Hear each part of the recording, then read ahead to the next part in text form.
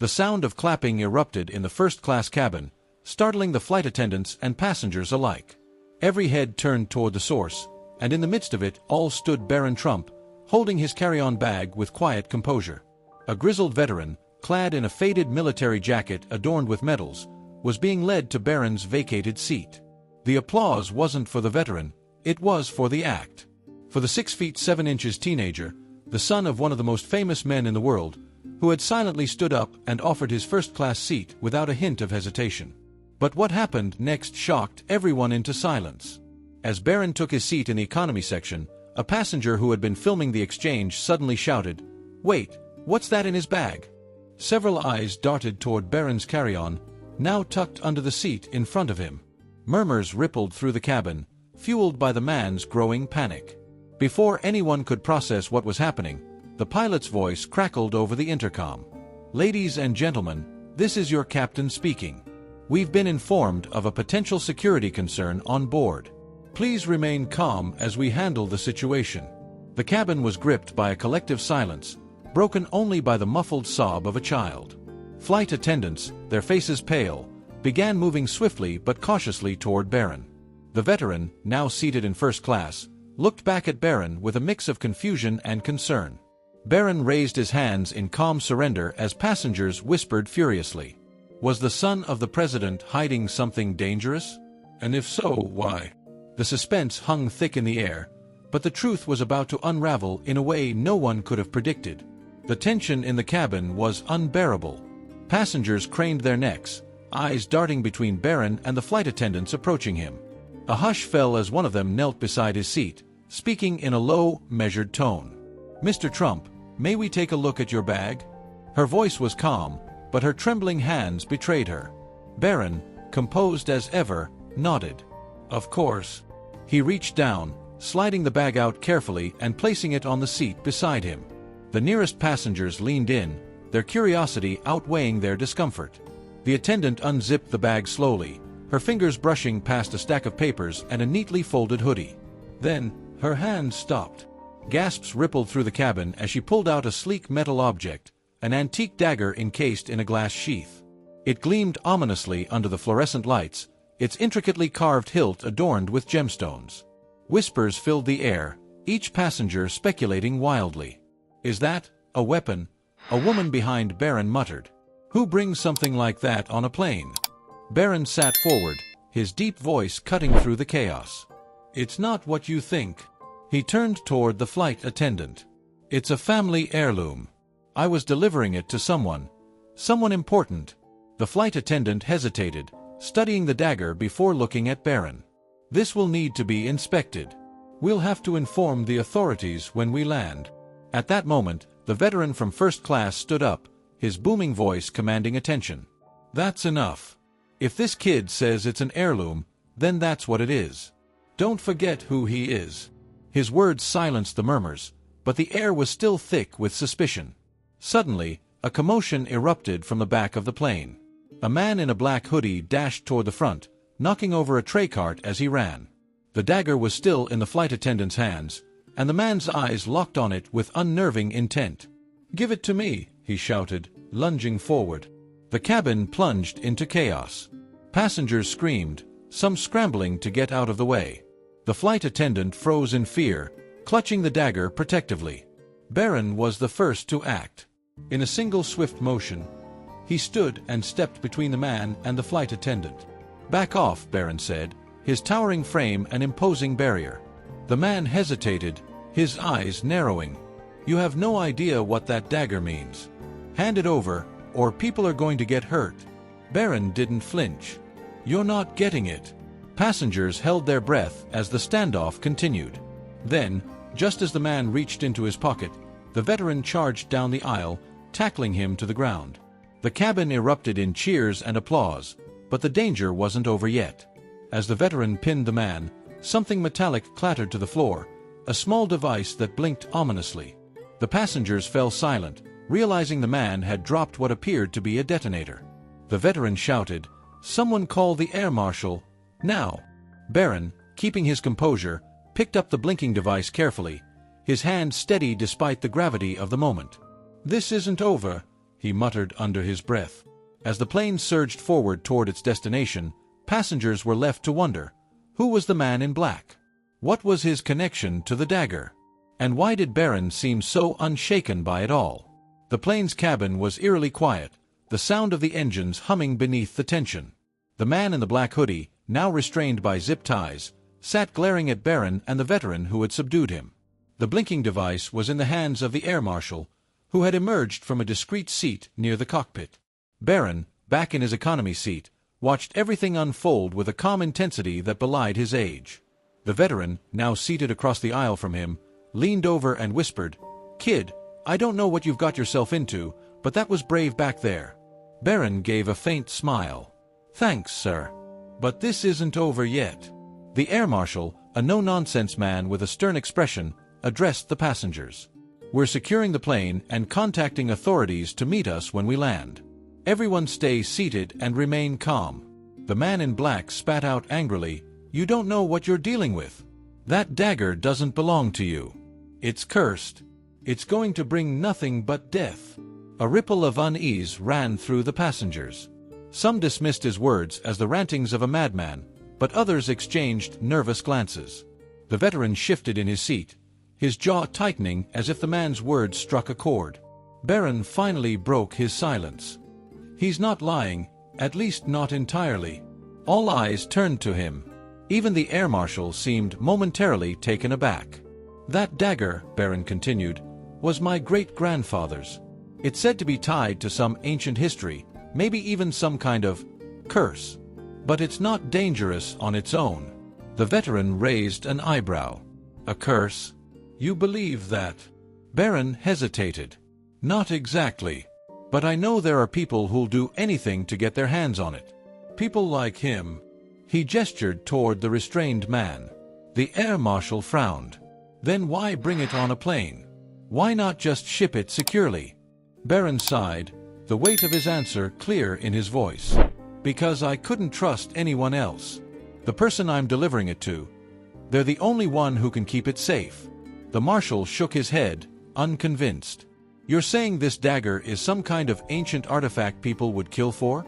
That's hard to believe." Before Barron could respond, the plane jolted violently, throwing several passengers against their seatbelts. The lights flickered, and a collective gasp filled the cabin. The captain's voice came over the intercom, his tone calm but urgent. "Ladies and gentlemen, we're experiencing some unexpected turbulence. Please remain seated and fasten your seatbelts." Barron's eyes narrowed. He muttered to himself, "This isn't turbulence." The veteran heard him and leaned closer. "What do you mean?" Barron didn't look away from the window, his gaze scanning the dark sky. "I think someone's trying to stop this plane." Before the veteran could respond, a loud bang echoed from the cargo hold below. The passengers screamed, panic sweeping through the cabin like wildfire. The air marshal grabbed his radio. "What the hell was that?" The pilot's voice came through, strained. "We've got a situation. Something's been tampered with in the cargo hold. We're diverting to the nearest airport." Barron exchanged a look with the veteran. "It's about the dagger," he said. "Whoever's after it, they're not done yet." As the plane began its descent, the cabin filled with an ominous tension. Barron clenched his fists, his mind racing. He knew that the real fight was just beginning. The plane's descent was nerve-wracking, every bump and jolt magnifying the passengers' anxiety. The restrained man in the black hoodie smirked, his confidence unnerving. He muttered under his breath, just loud enough for Barron and the veteran to hear. "You don't get it, do you? That dagger has a history. It's not meant to stay hidden. People will come for it, no matter where you go." Barron turned to him, his calm demeanor masking the storm of thoughts in his head. "Who are these people? And what do they want with it?" The man's smirk deepened. "They don't care about you, kid. They care about the power. That dagger is the key to something bigger than you can imagine." Before Barron could press further, the air marshal interrupted. "Enough. You've said plenty." He turned to Barron. "We need answers, and we need them now. Start from the beginning. Why is this dagger so important?" Barron took a deep breath. "My great-grandfather acquired it during World War II. He claimed it was part of a treasure looted from a secret vault in Europe. He always said the dagger was special, not because of the jewels or the craftsmanship, but because of what it could unlock. The veteran furrowed his brow. Unlock? You mean figuratively, right? Barron hesitated. Not exactly. There's a legend tied to it. Some people believe it's part of a set, artifacts that, when brought together, can lead to something. Nobody knows what, but it's enough to make people obsessed. The passengers nearby were listening intently now, their fear mingled with curiosity. One woman whispered, "This feels like something out of a movie." The air marshal rubbed his temples, clearly frustrated. "So, you're telling me we're caught in the middle of some kind of treasure hunt conspiracy?" Barron shook his head. "It's more than that. The people chasing it aren't just treasure hunters, they're part of an underground network. They'll stop at nothing to get it." The veteran, who had been silent for a moment, suddenly spoke. "I've heard stories like this before. Artifacts tied to power, secret organizations chasing them. Never thought I'd see it up close." Barron looked at him, surprised. "You believe me?" The veteran nodded. "Kid, I've seen things during my time in the military that most people wouldn't believe. Let's just say I've learned to trust my gut, and my gut says you're telling the truth." Before they could continue, the plane shuddered violently again. The pilot's voice came over the intercom, more urgent this time. "Brace for landing. We're touching down at the nearest airstrip. Emergency crews are on standby." The passengers braced themselves, gripping their armrests as the plane descended rapidly. The tension was palpable, every second feeling like an eternity. When the wheels finally hit the runway, the cabin erupted in relieved cheers, short-lived as the plane jolted to a stop. The air marshal stood, addressing the passengers. "Stay seated. Emergency personnel will be boarding shortly." As the cabin doors opened, a team of airport security and police officers flooded in. They immediately secured the restrained man, but their attention quickly turned to Barron. "Sir," one officer said, "we're going to need to take that dagger for safekeeping." Barron glanced at the veteran, who gave him a reassuring nod. Reluctantly, Barron handed over the heirloom, watching as it disappeared into a secure case. But the sense of relief was short-lived. Outside the plane, a convoy of black SUVs had pulled onto the tarmac. Men in suits emerged, their movements purposeful and coordinated. The lead officer frowned. "Who called them?" The air marshal shook his head. "I didn't." Barron's heart sank as he recognized the emblem on the SUVs. It wasn't law enforcement, it was something else entirely. The veteran leaned in. "Kid, we've got a problem." Barron nodded grimly. "Yeah, and it just got worse." The men in black suits moved with precision, their faces set in cold determination. Their SUVs formed a barricade around the plane, blocking any chance of an easy exit. Barron's stomach churned as he recognized the emblem on their vehicles, a discreet insignia of an organization he had only heard whispers about, the Order of the Serpent. The air marshal, unaware of the deeper implications, approached one of the men. "Who are you, and what's your business here?" The leader, a tall man with piercing gray eyes, held up a badge. "Homeland Security. We're here for the artifact." His voice was calm, but there was an unmistakable edge of authority. Barron leaned toward the veteran, speaking in a hushed tone. "They're not from Homeland Security." The veteran's jaw tightened. "I figured. What's their angle?" Barron hesitated. "The Order of the Serpent has been after the dagger for decades. They'll do whatever it takes to get it, even if it means pretending to be someone they're not." Before the veteran could respond, the men began boarding the plane.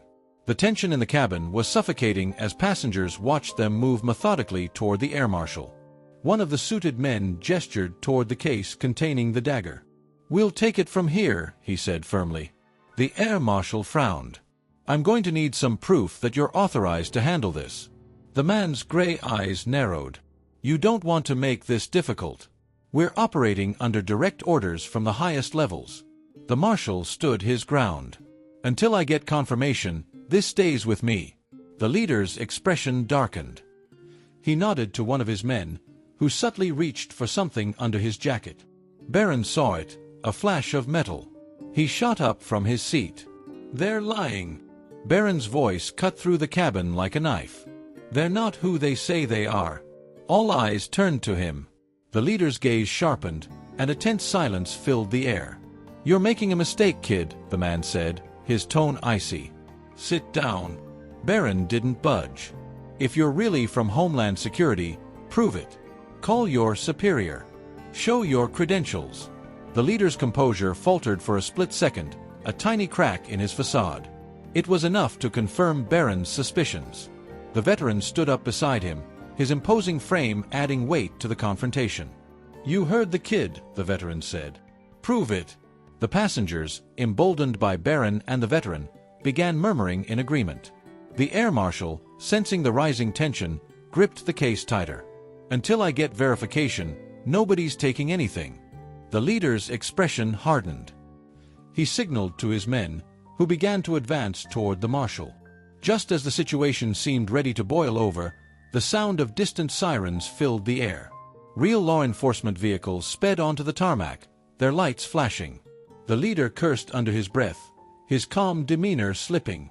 He motioned for his men to retreat. "This isn't over," he said, glaring at Barron. "You have no idea what you're protecting." As the SUVs sped away, the veteran turned to Barron. "That was too close." Barron nodded, his mind racing. "They're not giving up. If they didn't get the dagger this time, they'll come after me, or the person I'm supposed to deliver it to." The veteran placed a reassuring hand on his shoulder. "You're not alone in this, kid. Whatever happens, I've got your back." Barron's gratitude was clear, but he couldn't shake the feeling that the worst was yet to come. The dagger was safe for now, but it felt like a temporary reprieve. Somewhere out there, the Order of the Serpent was regrouping, and their next move would be even more dangerous. The chaos outside the plane gave way to the flashing lights and organized commotion of the law enforcement teams now swarming the tarmac. Officers surrounded the plane, creating a secure perimeter while airport security guided passengers off the aircraft one group at a time. Barron and the veteran were among the last to disembark, their eyes scanning the scene for any lingering threats. The air marshal approached them, his expression equal parts admiration and concern.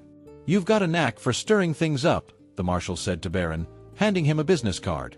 "If you need help, call me. But I'd recommend laying low for a while." Barron pocketed the card with a nod. "Thanks, but laying low isn't really an option right now." The marshal raised an eyebrow. "Suit yourself. Just watch your back." As they stepped onto the tarmac, Barron felt the weight of a gaze. Turning his head, he spotted a figure standing near the edge of the perimeter, a woman in her early 40s, wearing a tailored black coat. Her expression was unreadable, but her eyes were locked on him. "That's her," Barron whispered to the veteran. The veteran followed his gaze. "The person you're delivering the dagger to?" Barron nodded. "Dr. Emily Hart. She's been researching artifacts like this for years. If anyone knows how to handle it, it's her." The veteran grunted. "Let's hope she's as trustworthy as you think." They approached Dr. Hart, who greeted Barron with a mix of urgency and relief. "You did well to get here in one piece," she said, her voice calm but laced with tension. "I've been tracking the Order's movements. They're getting bolder." Barron handed her the dagger's case. "It wasn't easy. They almost got to it." Dr. Hart opened the case just enough to confirm the artifact's presence. The dagger's jeweled hilt caught the light, its intricate design gleaming like a beacon. She snapped the case shut quickly. "This is more dangerous than you know, Barron." The veteran crossed his arms. He's heard the stories. The Order of the Serpent, the legends about the artifacts unlocking some great power. Is it true? Dr. Hart hesitated before answering. "The artifacts are real, and their power, whatever it is real too. But the legends don't tell the whole story. These aren't just keys, they're also traps." Barron frowned. "Traps? For who?" "For anyone foolish enough to try and use them," Dr. Hart said. "The artifacts are believed to unleash catastrophic energy if brought together.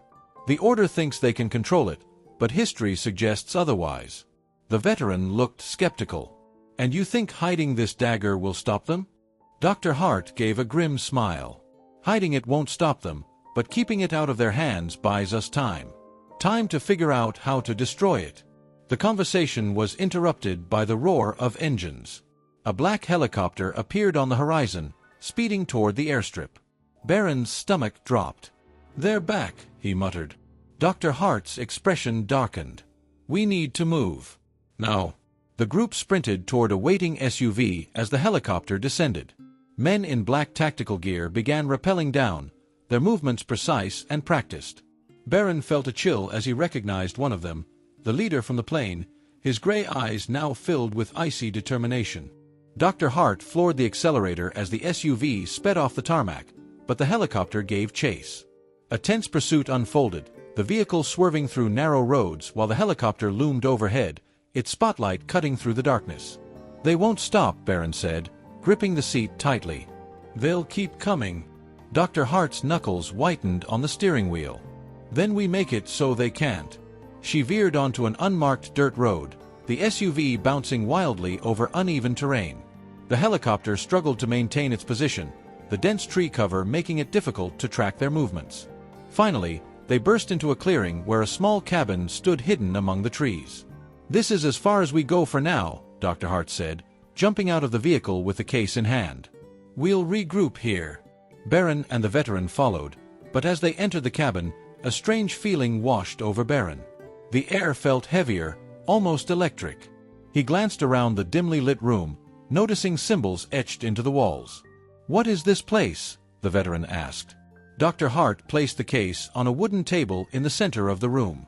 "It's a safe house. The symbols are protective wards. They'll keep us hidden, for a while." Barron felt a flicker of hope, but it was short-lived. A faint, rhythmic pounding echoed in the distance. It wasn't coming from the door or the ground, it was coming from the dagger. Dr. Hart froze, her face pale. "That's not possible." Barron stepped closer to the case, his heart racing. "What's happening?" Dr. Hart hesitated, her voice barely above a whisper. "It's calling them." "What would you do if you were in Barron's shoes?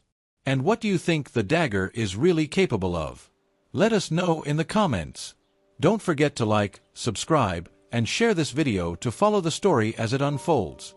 The pounding sound grew louder, resonating like a heartbeat through the cabin's thick wooden walls. It wasn't just noise, it seemed to vibrate in the very air, filling everyone with a mix of unease and urgency. Barron's voice cut through the tension. "What do you mean it's calling them? How can a dagger do that?" Dr. Hart stepped back from the table, her hands trembling slightly. "The dagger isn't just a relic, it's a conduit. Whoever forged it designed it to emit a signal, one that can't be detected by normal means. The Order must have tuned themselves to it somehow." The veteran frowned. "Tuned themselves? You're saying these guys can sense this thing like a homing beacon?" Dr. Hart nodded grimly. "Exactly. And if it's active, it means something, or someone, has triggered it." Barron looked at the case, his brow furrowed. "But it's been sealed the whole time. What could have activated it?" Dr. Hart hesitated. "It could be proximity to one of the other artifacts. If the Order has one, it might have resonated with this dagger, drawing them here." The veteran cursed under his breath. "So, what's the plan? Because staying here isn't an option." Dr. Hart walked over to a bookshelf lined with ancient texts and maps. She pulled out a leather-bound journal and flipped through it quickly. "The only way to stop the signal is to disrupt the dagger's energy field. There's a site about 50 miles from here, an old cave system with natural electromagnetic interference. If we can get the dagger there, it might block the signal long enough for us to regroup." Barron glanced out the window, the sound of the helicopter faintly returning in the distance. "We don't have time to debate this. Let's move." Dr. Hart grabbed a canvas bag and shoved the dagger's case inside.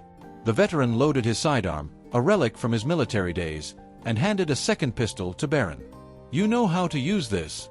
Barron took it without hesitation. "My dad taught me. I'll manage."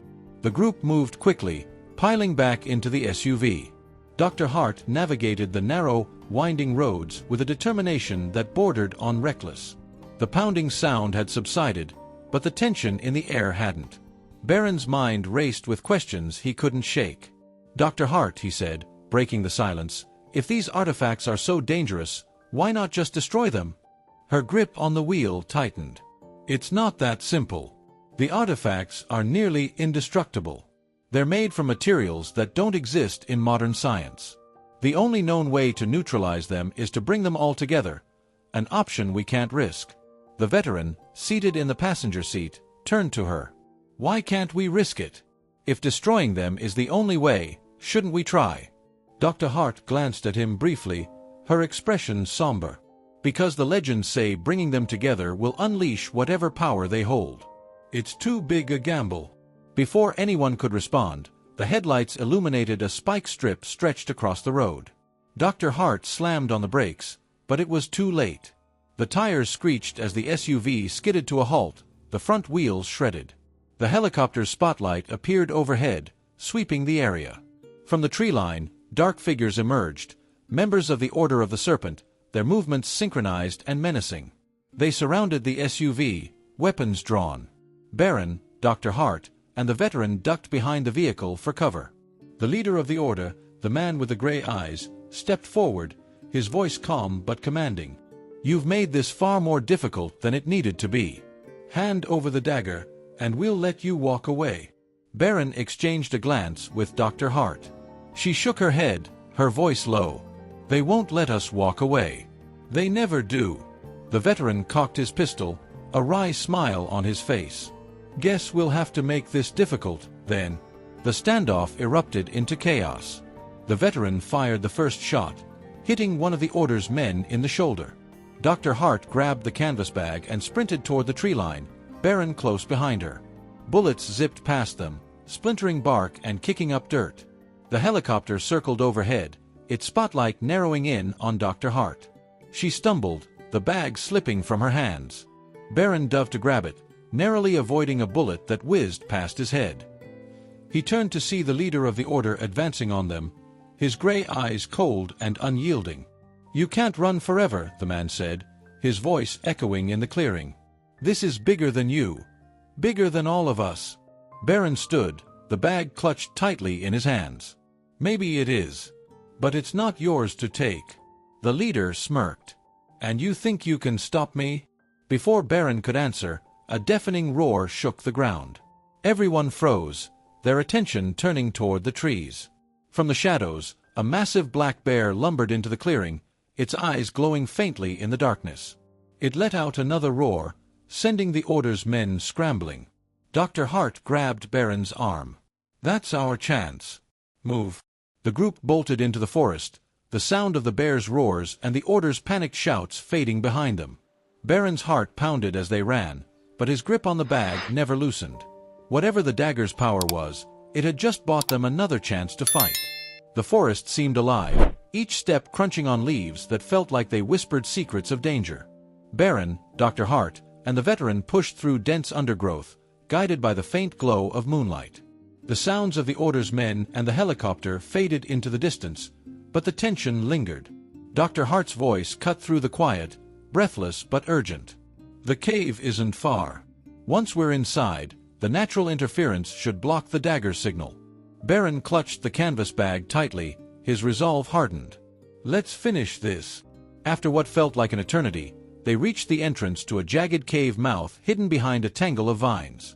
The veteran paused, scanning the area before motioning for them to move inside. The air grew cooler and heavier as they descended, the darkness wrapping around them like a shroud. Inside, the pounding sound of the dagger began to grow louder again, echoing ominously through the narrow passages. Dr. Hart stopped in her tracks, her eyes wide with alarm. It's reacting to something, she said, her voice barely a whisper. The veteran adjusted his grip on his pistol. Something, or someone. As if in response, a shadow emerged at the mouth of the cave. The leader of the Order stood there, his gray eyes gleaming in the faint light. Behind him, his remaining men fanned out, their weapons aimed and ready. End of the line, the leader said, his voice smooth and unhurried. You've done well to get this far, but you've lost. Give me the dagger, and I'll make this quick. Barron stepped forward, the bag still in his hands. You don't understand what you're playing with. This isn't power, it's destruction. The leader smirked. Destruction is a matter of perspective. Dr. Hart moved closer to Barron, her voice low. There's no reasoning with him. We need to act now." Barron nodded, his jaw set. He reached into the bag and pulled out the dagger, its jeweled hilt glowing faintly in the dim light. The pounding sound grew deafening, reverberating through the cavern walls like a drumbeat of doom. The leader's expression shifted from triumph to awe. "It's beautiful," he said, almost reverently. "You have no idea what you've been holding." Before anyone could react, Barron made his move. With all his strength, he hurled the dagger toward a deep chasm that split the cave floor. Time seemed to slow as the artifact tumbled through the air, its glow intensifying before disappearing into the abyss. The leader screamed, lunging forward in desperation. "No!" A blinding light erupted from the chasm, filling the cave with an otherworldly brilliance. The ground shook violently, sending the leader and his men tumbling to the floor. Barron, Dr. Hart, and the veteran clung to the cave walls as the light pulsed and surged, creating a sound like 1,000 voices crying out in unison. And then, just as suddenly as it began, it was over. The light vanished, and the cave fell silent. The pounding sound was gone. The leader of the order staggered to his feet, his face a mask of fury. "Do you realize what you've done? You've doomed us all." Barron met his gaze, unflinching. "No. I saved us." The leader lunged toward Barron, but the veteran stepped in, his pistol trained on him. "Not another step." The leader froze, his eyes narrowing. "This isn't over." Dr. Hart spoke, her voice steady. "It is, for now. Whatever power the dagger held is gone. And without it, you have nothing." The leader's men hesitated, unsure of their next move. Finally, with a growl of frustration, the leader signaled for them to retreat. They disappeared into the shadows, leaving the cave in uneasy silence. Barron exhaled, his shoulders slumping as the weight of the ordeal began to lift. "It's over," he said softly. Dr. Hart placed a hand on his shoulder. "For now. But the fight isn't finished. The Order will keep searching for the other artifacts. We've only won a single battle." The veteran grinned, his rugged face softening. "A pretty big battle, if you ask me." As they emerged from the cave into the cool night air, Barron looked up at the stars, their light a reminder of the vastness of the world and the challenges still ahead. He felt a sense of purpose stronger than ever. "We'll be ready," he said. The three of them walked into the forest, their silhouettes disappearing into the darkness. Behind them, the cave stood silent, holding the echoes of a power that would never be unleashed. The story of Barron Trump's bravery and determination spread far and wide, inspiring many. Thanks for watching.